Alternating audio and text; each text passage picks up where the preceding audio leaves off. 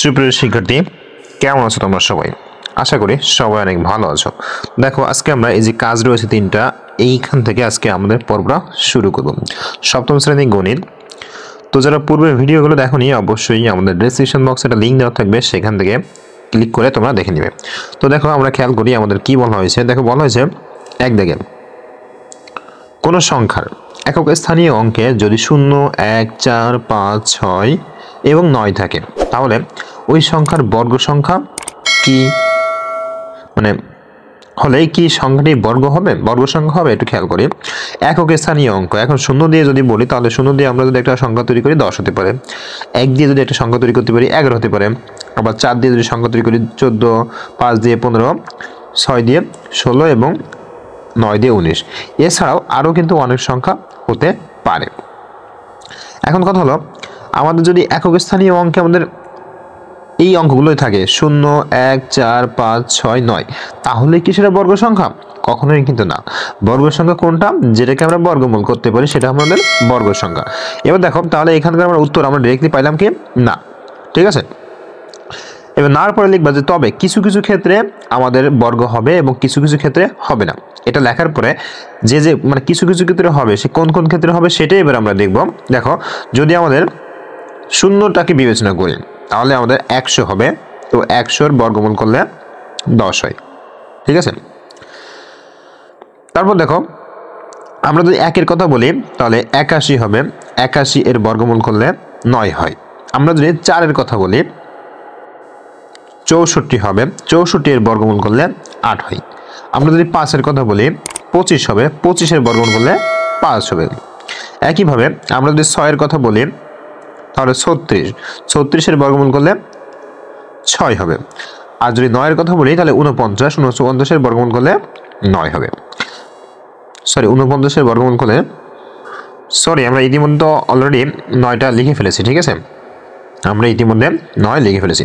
তো দেখো, এই ক্ষেত্রে আমাদের কিন্তু বর্গ সংখ্যা হচ্ছে, কিন্তু আমরা পূর্বে যেটা দেখিয়েছিলাম এই যেগুলা, এইগুলোর ক্ষেত্রে কিন্তু হচ্ছে না। তার মানে আমাদের উত্তর কিন্তু এখানে ডিরেক্টলি না, আবার হ্যাঁ, দুইটাই। তো প্রথমে আমরা লিখবো যে না, এবার তারপরে লিখবো যে বর্গ সংখ্যা নিয়ম অনুযায়ী 100-এর বর্গ করলে 10, মানে এইটুকু প্রথম আমরা লিখে দিব।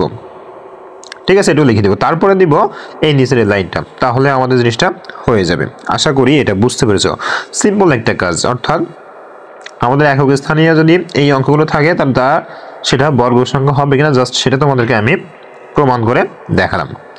এবার আসি 2 নম্বর যে অঙ্ক বলেছে, নিচের সংখ্যাগুলোর কোনগুলো পূর্ণবর্গ সংখ্যা তা নির্ণয় করো। ঠিক আছে, তো এই পূর্ণবর্গ সংখ্যা নির্ণয় করার ক্ষেত্রে আমাদের একটা ছোট্ট ট্রিক্স আছে, ছোট্ট একটা নিয়ম আছে, সেটা আমাদের খেয়াল রাখতে হবে। কি নিয়ম? চলো আমরা এটাও এক নজরে দেখে ফেলি। সুপ্রিয় শিক্ষার্থী, দেখো আমি এখানে 2টা লাইন লিখেছি। 2টা লাইনের প্রথমটা হলো a সমান 2, 3, 7, 8। অর্থাৎ আমি বলতে চাচ্ছি যে কোনো সংখ্যার একক স্থানীয় অঙ্কে যদি 2, 3, 7 এবং 8 থাকে, তাহলে সেই সংখ্যা কোনোভাবেই আমার পূর্ণবর্গ সংখ্যা হবে না, যার কারণে এখানে ক্রস দিয়েছি।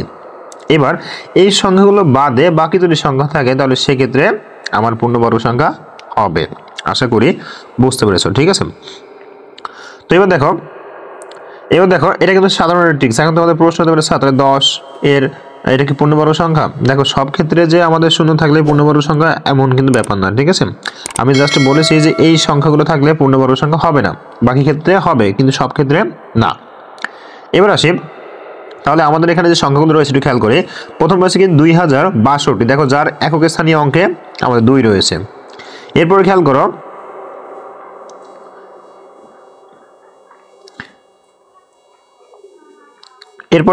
আমাদের 1057, যার একক স্থানীয় অঙ্কে 7 রয়েছে। ঠিক আছে, এরপরে খেয়াল করো 23,453, যার একক স্থানীয় অঙ্কে 3 রয়েছে। এরপর খেয়াল করো 33,333, যার একক স্থানীয় অঙ্কে 3 রয়েছে। এরপর সর্বশেষ 1068, যার একক স্থানীয় অঙ্কে 8 রয়েছে। তার মানে আমরা বলতে পারি এই যে সংখ্যাগুলো একটাও পূর্ণবর্গ সংখ্যা নয়। খুব ইজি একটা জিনিস। এবার বলা হয়েছে যে 5টি সংখ্যা লেখো যার একক স্থানীয় অঙ্ক দেখেই তা বর্গ সংখ্যা নয় বলে সিদ্ধান্ত নেওয়া যাবে। খুবই সিম্পল। দেখো, আমাদের 2, 3, 2 3 থাকবে, 7 থাকবে, 8 থাকবে, এই সংখ্যা একক স্থানীয় অঙ্ক থাকবে। এইভাবে আমরা জাস্ট 5টা সংখ্যা তৈরি করবো। যেমন মনে করো আমরা 2 0 3 2 এটা তৈরি করতে পারি, তারপরে 2 4 5 7 এটা তৈরি করতে পারি, তারপরে 2 3 6 8 এটা তৈরি করতে পারি, তারপর 3 3 6 3 এটা তৈরি করতে পারি, তারপরে 2 4 5 7 এটা তৈরি করতে পারি, এবং সর্বশেষ 6 3 2 2 এটাও তৈরি করতে পারি। অর্থাৎ আমাদের মাথায় রাখতে হবে যে আমাদের একক স্থানীয় অঙ্কে 2 থাকবে, 3 থাকবে, 7 থাকবে অথবা 8 থাকবে। এই সংখ্যাগুলো যদি থাকে তাহলে সেটা কখনোই পূর্ণবর্গ সংখ্যা হবে না। তাহলে কিন্তু আমরা দেখো এগুলো দেখে কিন্তু ডিরেক্টলি কিন্তু আমরা বলতে পারি যে এই সংখ্যাগুলো পূর্ণবর্গ সংখ্যা নয়। আশা করি এটা তোমরা খুব সুন্দরভাবে এবং ইজিলি বুঝতে পেরেছো। এবার আসে এখানে আমাদের কিছু বর্গ সংখ্যা দেওয়া রয়েছে, এবং ওই বর্গ সংখ্যাকে যদি আমরা বর্গমূল করি বা বর্গ রুট করি তাহলে সেটাকে সেই ক্ষেত্রে আমরা কি পাবো সেটা আমার এখানে দেওয়া রয়েছে। যেমন দেখো 1 এর ক্ষেত্রে 1, 81 ক্ষেত্রে 9, 121 ক্ষেত্রে 11, 361 ক্ষেত্রে 19। তবে একটু খেয়াল করো, আমরা যদি একটা বিষয়টা লক্ষ্য করি, দেখো এর প্রত্যেকটা একক স্থানীয় অঙ্কে কিন্তু 1 রয়েছে। কত রয়েছে? 1 রয়েছে বর্গ সংখ্যার ক্ষেত্রে, ঠিক আছে।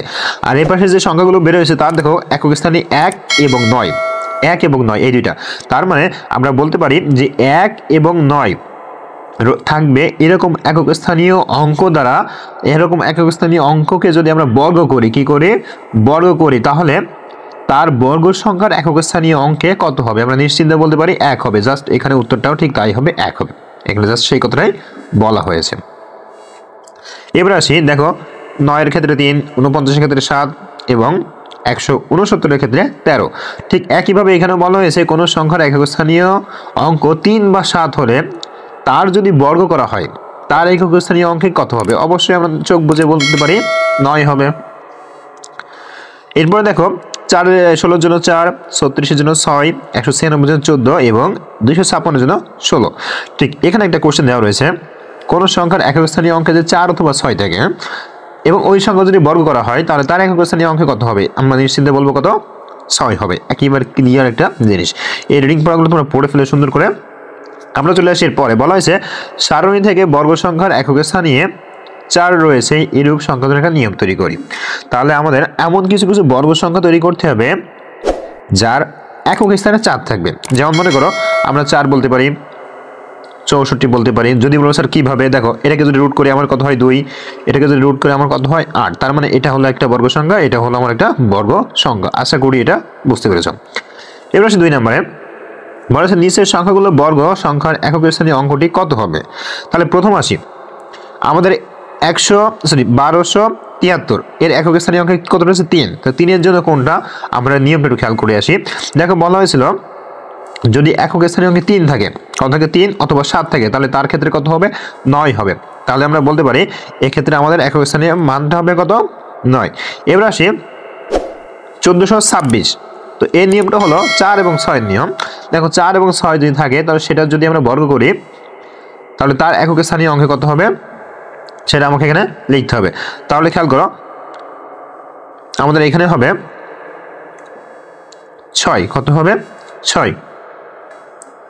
এবার আসি এরপরে কত রয়েছে আমরা এটা একটু ক্লিয়ার করে দিই, মুছে দিলাম। এরপরে কত রয়েছে দেখো 13,645। তো দেখো এই 5 রয়েছে। এখন যদি তোমরা একটু লক্ষ্য করো এখানে কিন্তু 5 এর কোনো রুলস দেওয়া নাই। তবে মনে রাখবা দুইটা জিনিস, সেটা হলো একটা হলো 0 আর একটা হলো 5। যদি শূন্য সংখ্যা থাকবে এরকম শেষে 0 থাকবে, অর্থাৎ একক স্থানে 0 থাকবে এবং একক স্থানে 5 থাকবে, এরকম কোনো সংখ্যাকে যদি বর্গ করা হয় তাহলে 0 এর ক্ষেত্রে 0 হবে, 5 এর ক্ষেত্রে 5 হবে। 0 এর ক্ষেত্রে কত হবে? 0, 5 এর ক্ষেত্রে 5। তাহলে আমরা এখানে বলতে পারি যে এখানে যেহেতু একক স্থানে 5 রয়েছে তার মানে এখানে আমার কত হবে? একক স্থানে যে অঙ্কটা হবে বর্গ করলে একক স্থানে অঙ্কটা হবে 5। এবার দেখো এখানে বড় একটা সংখ্যা রয়েছে এবং শেষে রয়েছে 4। তো 4 এবং 6 এর কিন্তু একই রুল। 4 এবং 6 এর সংখ্যাটাকে যদি বর্গ করি তার একক স্থানে অঙ্কটা হবে 6।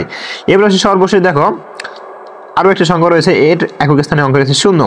তো আমি একটু আগে বললাম যে 0 যদি থাকে এরকম কোনো একটা সংখ্যাকে বর্গ করলে, মানে একক স্থানে 0 থাকবে এরকম কোন সংখ্যাকে যদি বর্গ করি তাহলে সেই সংখ্যার বর্গ করার পরে যে সংখ্যাটি হবে তার একক স্থানেও ঠিক একইভাবে 0 থাকবে। এরপর দেখো এখানে আছে, এখানে কিছু বর্গ সংখ্যা তালিকা দেওয়া রয়েছে, তোমরা সুন্দরভাবে তোমাদের মতো করে ফেলবে। এবার আসি বর্গমূলের চিহ্নটা কি? বর্গমূলের চিহ্ন এটা রুট ওভার বলতে পারি, আবার বাংলা আমরা বর্গমূল বলতে পারি। তো দেখো 25 এর বর্গমূল বোঝাতে রুট ওভার 25 বোঝানো হয়, যেটাকে সমান রুট করলে 5 হবে। এবার হচ্ছে কয়েকটি বর্গ সংখ্যার বর্গমূলের তালিকা তৈরি করো। বর্গ সংখ্যার বর্গমূলের তালিকা তৈরি করতে হবে। যেমন মনে করো আমি যদি এখানে 16 লিখি, তাহলে এটা সমান কি লিখতে পারি, এর বর্গমূল মানে কত, √16। আমরা যদি 25 লিখি, তাহলে 25-এর বর্গমূল সমান কি লিখতে পারি, √25। আমরা যদি 36 লিখি, তাহলে 36 সমান কি লিখতে পারি, √36। আমরা যদি 49 লিখি, তাহলে 49 সমান কি লিখতে পারি, √49। আশা করি এটার তালিকা তোমরা বুঝতে পেরেছো। আচ্ছা, এবার আমাদের এখানে দেখো মৌলিক গুণনীয়কের সাহায্যে বর্গমূল নির্ণয় করতে হয় কিভাবে, সেটা আমরা আজকে শিখবো। এটা কিন্তু খুবই ইজিলি একটা জিনিস খেয়াল করবা।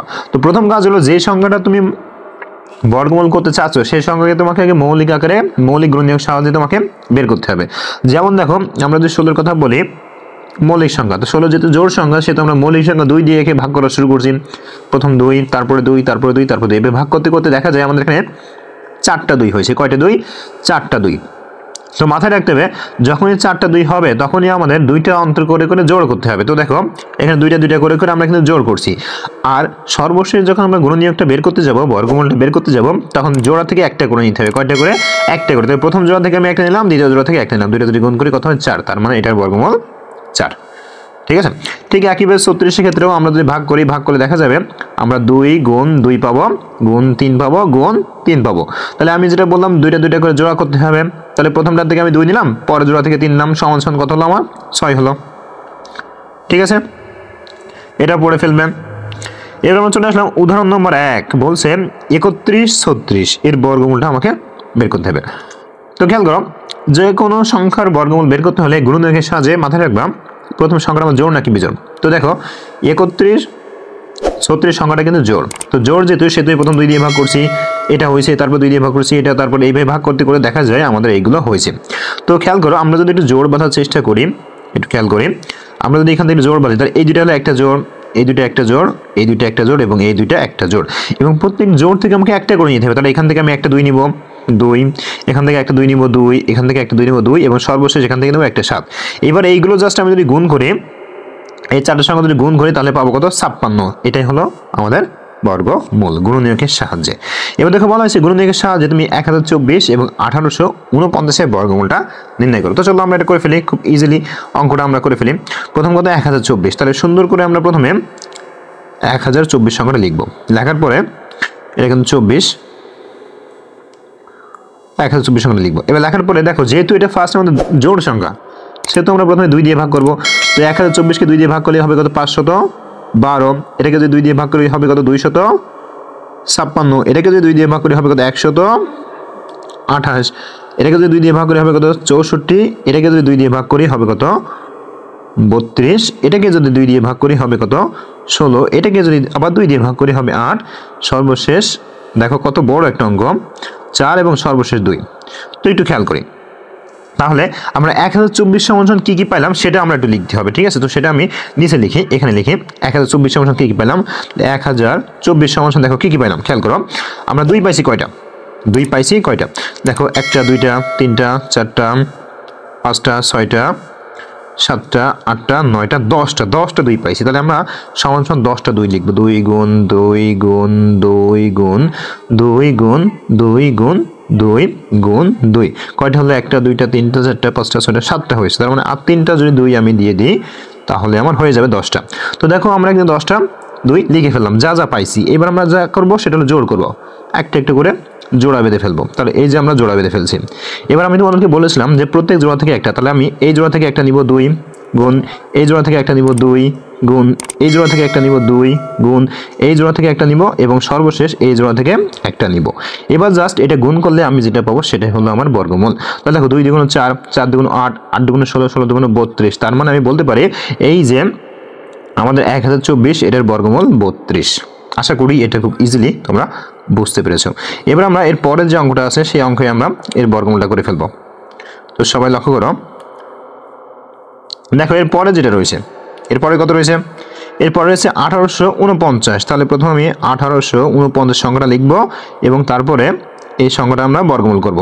তো তোমরা যদি 1 থেকে 42 পর্যন্ত ভাগ করো এই সংখ্যাটিকে, তাহলে দেখবা কখনোই নিঃশেষে বিভাজ্য হচ্ছে না। কিন্তু যখনই তুমি এই সংখ্যাটিকে 43 দিয়ে ভাগ করবে, তখনই দেখবে 43 হবে। সুতরাং আমরা বলতে পারি 1849 সমান সমান 43 গুণ 43 আর সমান সমান আমাদের উত্তর হবে 43। এখন কথা হলো প্রশ্ন স্যার যে আমরা 43 পাইলাম, আমরা 43কে কেন ভাগ করলাম না? তুই মাথায় রাখবা এই 43 সংখ্যাটা কিন্তু মৌলিক সংখ্যা, 43 সংখ্যাটা হলো মৌলিক সংখ্যা, যার কারণে কিন্তু আমরা এর পরে আর কোনো ভাগ করি নাই। আর এই দুইটা আমরা পেয়েছি, যার কারণে দুইটা থেকে একটা নিয়েছি, সুতরাং আমাদের উত্তর হলো 43।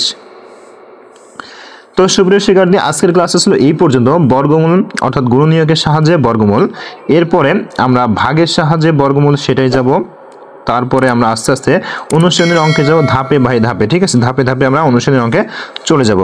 ওকে, তো সবাই ভালো থাকো এবং আমাদের ক্লাসগুলো তোমাদের কাছে কেমন লাগে অবশ্যই আমাদের কমেন্ট করে জানিয়ে দিবে। আর যদি তোমরা ফেসবুক পেজ থেকে দেখে থাকো অবশ্যই একটা লাইক করবে, একটা ফলো করবে, এটা শেয়ার করে তোমার অন্য বন্ধুদের দেখার সুযোগ করে দিবে। ধন্যবাদ সবাইকে।